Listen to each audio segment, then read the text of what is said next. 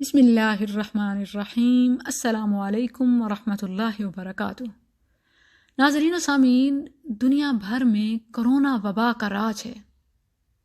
کسی نے تو اس سے خوب کمایا اور فائدہ اٹھایا، دکان، سیاست سب چمکایا، مگر ہم ایمان، نماز، جماعت، مساجد، طواف، تعلیم اور معاش ہر ایک کے نقصان سے دوچار ہوئے۔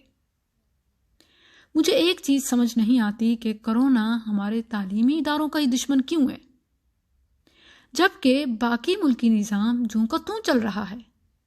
جلسے ہو رہے ہیں، شادیاں ہو رہی ہیں، بازار بھرے ہوئے ہیں، ہوٹلوں اور سڑکوں پر رش ہے۔ کیا ادھر کرونا نہیں ہے؟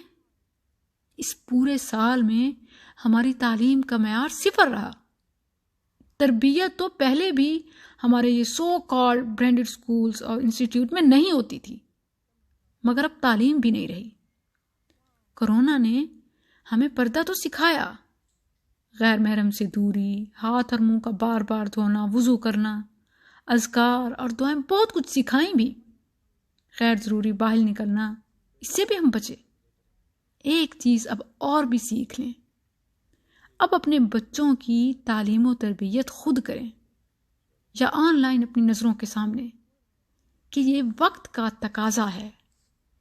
اپنے بچوں کو آنے والے دور کے لیے تیار کریں۔ اسکول اب طویل عرصے تک شاید بند رہیں، اب بچوں کو طویل عرصے تک ماں باپ کی نگرانی میں گھروں میں ہی رہنا ہے۔ اپنے بچوں کو آنے والے دور کے لیے تیار کریں، جسمانی طور پر بھی، ذہنی طور پر بھی اور روحانی طور پر بھی۔ ان کو اردو، انگریزی، عربی، بہت سی زبانیں سکھائیں، اسلامی تاریخ اور تہذیب کے بارے میں مکمل آگاہی دیں۔ اپنے بچوں کو لازماً ہنر بھی سکھائیں، کوئی نہ کوئی ہاتھ کا کام بھی انہیں آنا چاہیے، جو آنے والے وقت میں ان کے لیے فائدہ مند ہو۔ تمام انبیاء کوئی نہ کوئی پیشہ ضرور کرتے تھے، اپنایا تھا حلال پیشہ۔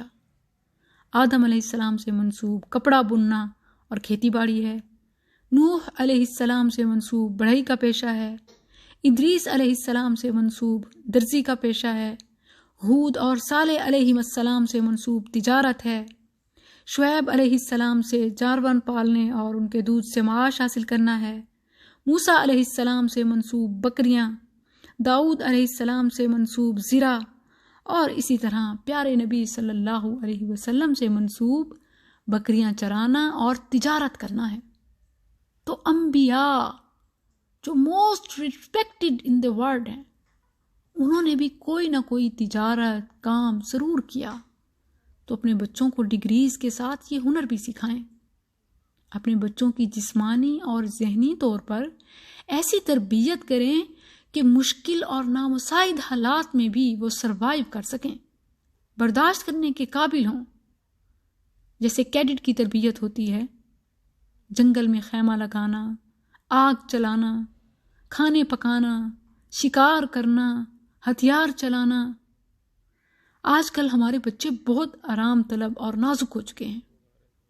ماضی میں ہمارا تمام تر تعلیمی نظام بچوں کو دین اور ادب کے ساتھ ساتھ ہنر بھی سکھاتا تھا۔ تمام مسلمان اپنے ہاتھوں میں مخصوص ہنر رکھتے تھے اور ہاتھ سے کام کرتے تھے۔